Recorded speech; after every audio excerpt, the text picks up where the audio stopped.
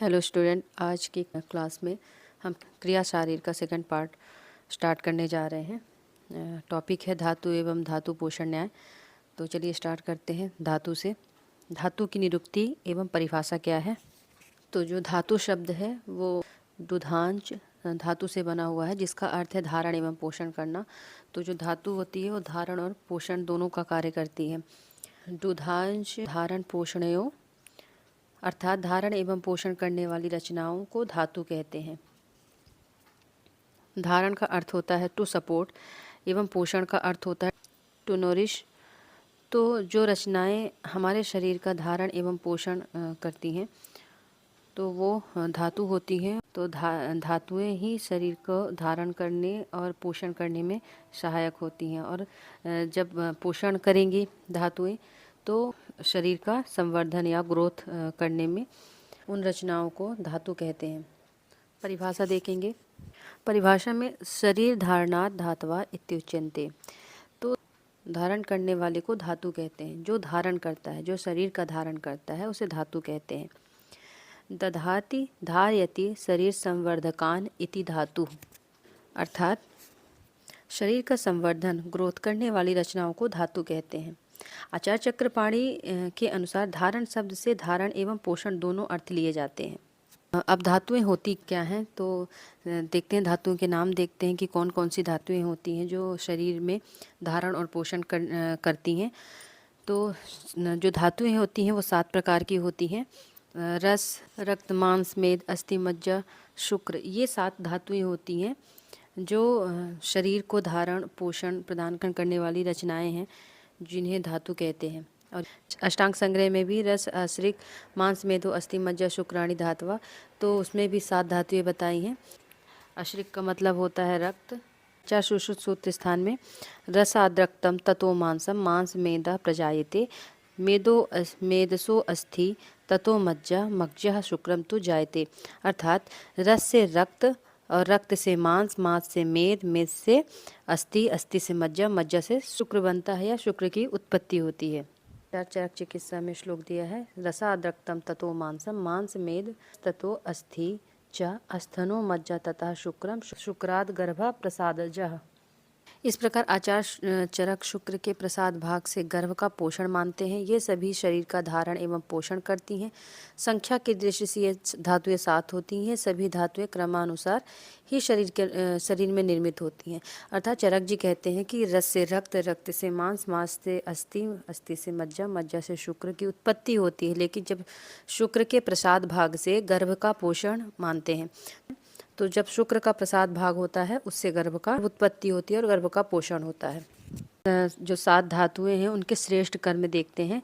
श्रेष्ठ कर्म का श्लोक है, प्रीणनम जीवनम लेपः स्नेहो धारण पूर्णे गर्भोत्पादस्य धातूनाम श्रेष्ठम कर्म क्रमात् स्मृतम, अर्थात रस, रक्त आदि 7 धातुएं अनेक कर्म करती हैं, किंतु इनके कुछ श्रेष्ठ कर्म होते हैं। जैसे रस का प्रीणन, रक्त का जीवन, मांस का लेपन, मेद का स्नेहन, अस्थि का धारण, मज्जा का पूरण और शुक्र का गर्भोत्पादन होता है। जो धातुएं होती हैं बहुत सारे कर्म करते हैं, लेकिन इनके कुछ श्रेष्ठ कर्म बता दिए गए हैं। तो इसको हम कैसे याद करेंगे? रस प्रीणन करता है। रस का काम प्रीणन, प्रेरणा देना होता है। रक्त जीवन प्रदान करता है, रक्त नहीं होगा तो जीवन नहीं होगा। मांस लेपन, आपके पूरे शरीर में मांस का लेपन होता है। मेद स्नेहन करता है। मेद जो होता है वो घृत जैसा ही थोड़ा बहुत होता है, उसको आप कोरिलेट कर सकते हैं। तो मेद का काम क्या है? स्नेहन करना है। अस्थि धारण करती है। अगर अस्थि धारण नहीं करेगी तो हमारा शरीर अस्थि पर ही टिका है। जो अस्थि है वो धारण का काम करेगी तभी शरीर टिका होगा। मज्जा पूरण का काम करता है। मज्जा अस्थि में मज्जा भरा होता है, तो मज्जा क्या कर रही है? पूरण का काम कर रही है।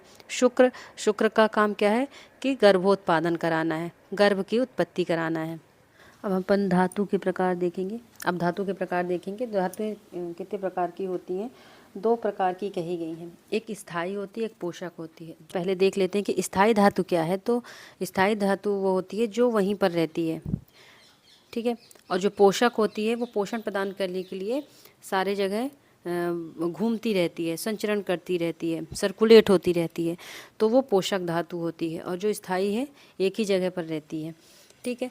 तो स्थायी धातु वह है जो वहीं रहती है, तथा पोषक धातु वह है जो न्यूट्रिएंट्स हैं जो अगली धातु को पोषण करती है। जैसे रस धातु का स्थायी भेद वह भेद है जो स्वयं पोषित होता है, अर्थात अन्य रस में विद्यमान रस धातु के समान जो भी द्रव्य हैं उन सब में अपनी क्षतिपूर्ति करता है। तो क्या है कि जो स्थायी धातु होती है तो अन्य रस धातु को पोषित करता है। स्थायी धातु उसी में होती है तो वो वहाँ पर रुक जाती है, और जो पोषक धातु है तो वो पूरे शरीर में न्यूट्रिएंट्स प्रोवाइड करेगा और पोषण करेगा धातुओं का, अगली धातु का पोषण करेगा। तो वो जो धातु होती है तो दो प्रकार की हुई, तो वही धातु अपने आप को पोषित करने के लिए एक ही जगह पर रुक जाती है, और दूसरी धातु क्या है कि पोषक धातु होती है वो अगली धातु का पोषण करती है। तो जैसे रस से रक्त हो गया, अन्य रस से रस हो गया, फिर रस से रक्त हो गया, रक्त से मांस हो गया, मांस से मेद, मेद से अस्थि, अस्थि से मज्जा, मज्जा से शुक्र। सभी को वो न्यूट्रिएंट या पोषण प्रदान करती रहती है। धातुओं की उत्पत्ति काल देखते हैं कि कितने समय में कौन सी धातु बनती है। षड्भी केचिद अहोरात्रैर इच्छन्ति परिवर्तनम संतत्या भोज धातूनां प्रवृत्तिस्तु चक्रवत। अर्थात आचार्य चरक गृहिणी दोष चिकित्सा अध्याय में वृषादि द्रव्यों का वर्णन करते हुए कहा है कि वृष द्रव्य अपने प्रभाव से शरीर के बल एवं धातुओं का पोषण शीघ्र ही करते हैं। वृष आदि द्रव्य धातुओं का पोषण शीघ्र करते हैं। तो वृष आदि जो द्रव्य होते हैं जो शुक्र को बढ़ाने का काम करते हैं, वो अगर द्रव्य लेते हैं तो शुक्र जल्दी बढ़ता है। वास्तव में आचार्य चरक कहते हैं कि ये तो वृष द्रव्यों का प्रभाव होता है जिससे वे शीघ्र ही धातु का पोषण करते हैं। 6 दिन रात में शुक्र का निर्माण होता है। उत्पन्न रस से 1 दिन रात 24 घंटे में रक्त में परिवर्तित हो जाता है। जो रस होता है वो 1 दिन रात में रक्त में परिवर्तित हो जाता है और 6 दिन में शुक्र में। आचार्य पराशर कहते हैं कि आज आहार लिया, कल रस में परिवर्तित हुआ, तीसरे दिन रक्त में, इस प्रकार 8वें दिन शुक्र में परिवर्तित होता है। यद्यपि यहाँ आहार ग्रहण करने के लिए दिन को छोड़कर ही व्याख्या करनी चाहिए।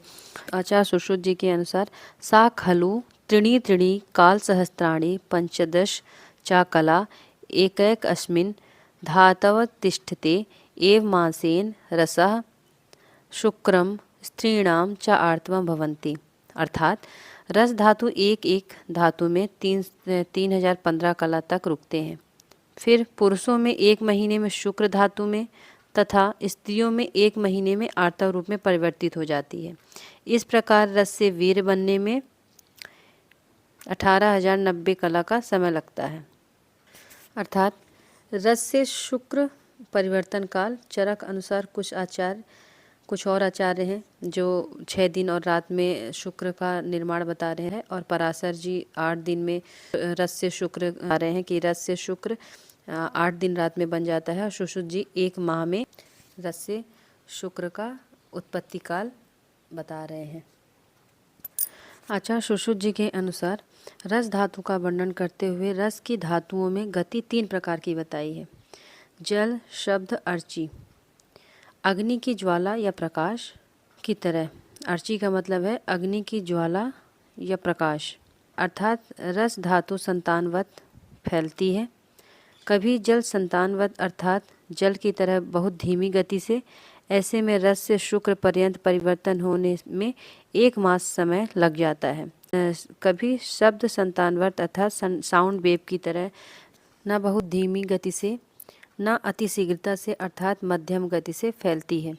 और कभी अर्ची संतानवत अग्नि की ज्वाला या प्रकाश अर्थात शीघ्र गति से लाइट वेव की तरह रस से शुक्र का निर्माण करती है। आचार्य सुश्रुत जी कहते हैं कि जल क्या होता है कि कभी कभी बहुत धीमी गति से चलती है या तो बहुत ज़्यादा शीघ्रता से चलती है।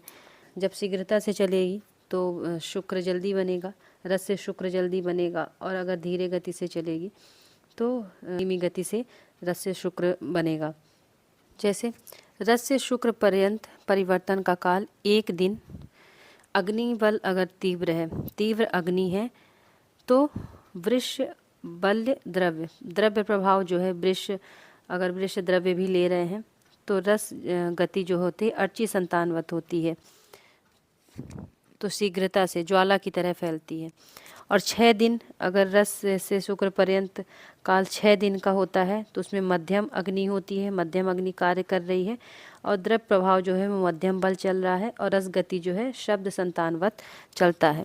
ये 1 मास में अगर रस से शुक्र पर्यंत रस से शुक्र बन रहा है तो 1 मास का समय लग रहा है, उसमें अग्नि मंदा अग्नि काम कर रही है और द्रव्य प्रभाव जो है वो मंद बल और रस जो है वो रस गति जो है जल संतानवत, तो जल जो है बहुत धीमी गति से चल रहा है, धीमी गति से कार्य कर रहा है।